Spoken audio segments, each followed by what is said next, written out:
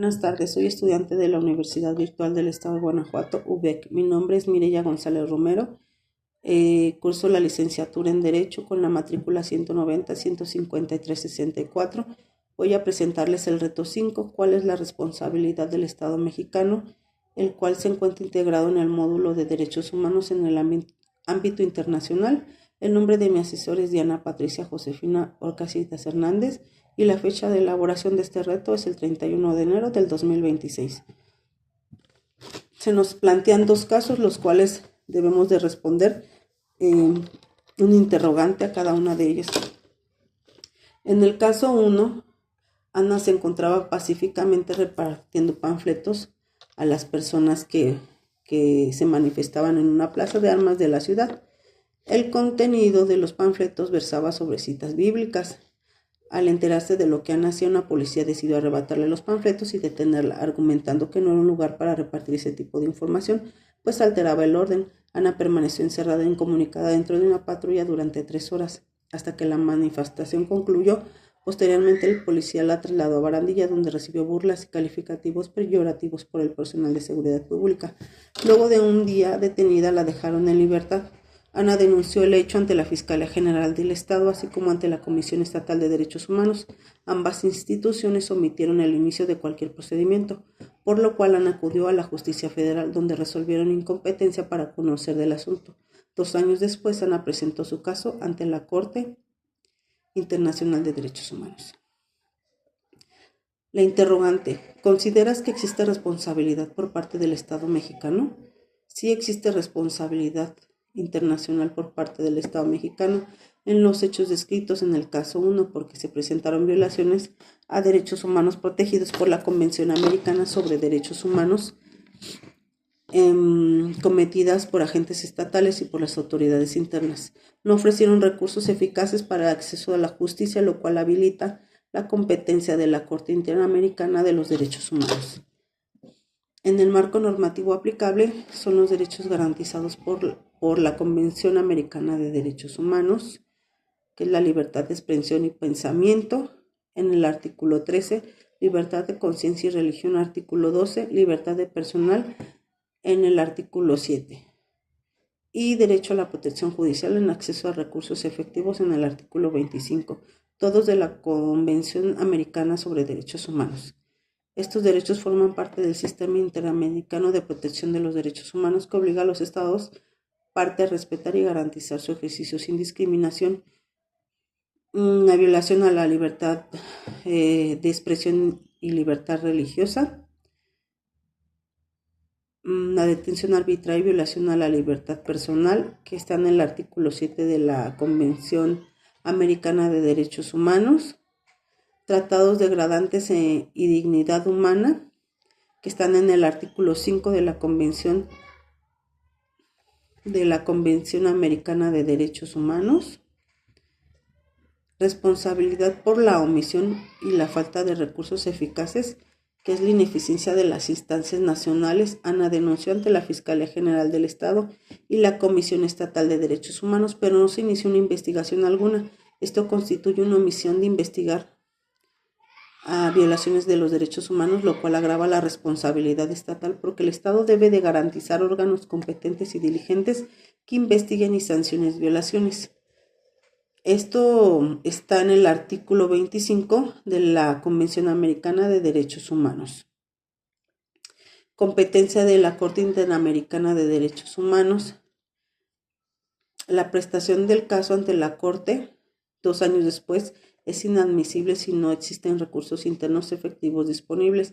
La negativa de las autoridades internas a investigar y juzgar los hechos demuestra la ineficiencia de los recursos internos, lo cual habilita la jurisdicción contenciosa de la Corte Internacional de Derechos Humanos. En conclusión, sí existe responsabilidad internacional del Estado mexicano por violación a la libertad de expresión y libre manifestación de creencias religiosas, detención arbitraria sin orden judicial ni acceso a los recursos, tratados degradantes, atentatorios a la dignidad humana, falta de investigación y sanción de los hechos por las autoridades nacionales, lo que constituye una omisión agravante. En consecuencia, el Estado mexicano sería responsable ante la Corte Interamericana de Derechos Humanos y podría estar obligado a reparar integralmente el daño, sancionar a los responsables y adoptar medidas de no repetición. Caso 2. Durante la pandemia por COVID-19, el gobernador de la entidad federativa publicó un decreto por el medio del cual se declaraba obligatorio el confinamiento en el domicilio particular de los habitantes en un horario de 18 horas a 9 horas. Asimismo, se preveía una multa de 1,500 pesos a quien infringiera esta disposición. De no contar con el recurso para el pago de la multa, el decreto previó 36 horas de arresto.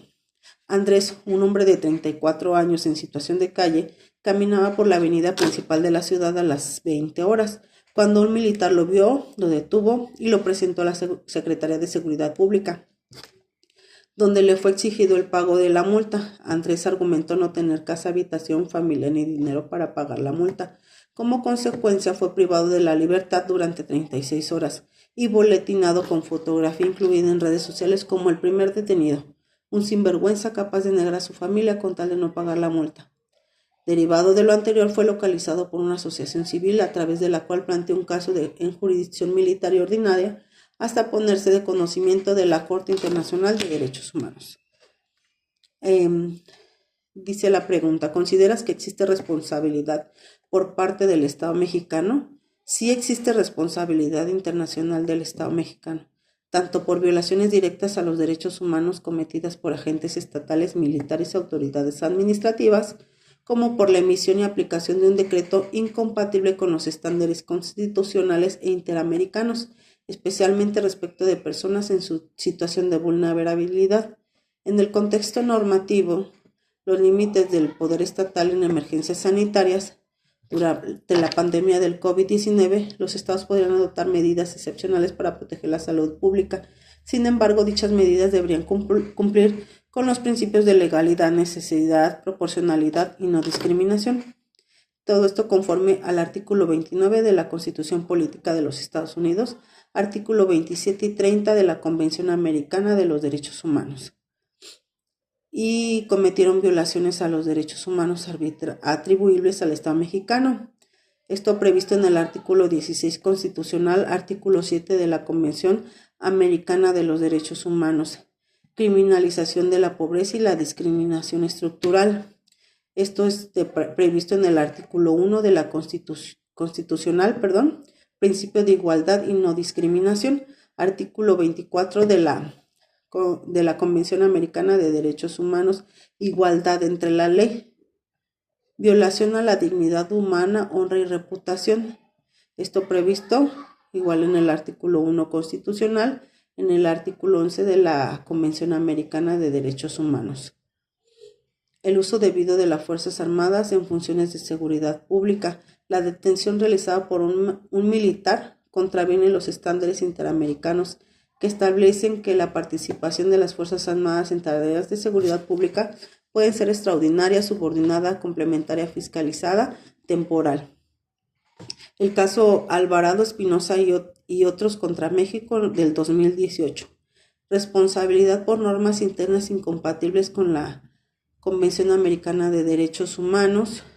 El decreto estatal es contrario al control de la convencionalidad, pues impuso arresto por incumplimiento administrativo, no consideró medidas diferenciadas para personas sin hogar y criminalizó la pobreza bajo el pretexto de salud pública. De acuerdo con la Corte Internacional de Derechos Humanos, caso Hellman contra Uruguay del 2011. Competencia de la Corte Interamericana de Derechos Humanos, México reconoció la jurisdicción contenciosa de la Corte Internacional de Derechos Humanos en 1998. Además, el caso cumple con las excepciones al agotamiento de recursos internos, artículo 46.2 de la Convención Americana de Derechos Humanos.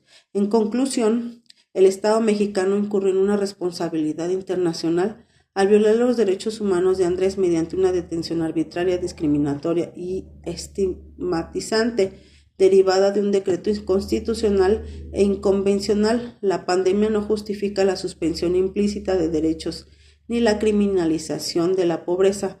Conforme al derecho internacional de los derechos humanos, el Estado está obligado a reparar integralmente el daño, sancionar a los responsables y adoptar medidas de no repetición, especialmente en contextos de emergencia sanitaria. Esta fue mi aportación. Muchísimas gracias. Buenas tardes. Saludos.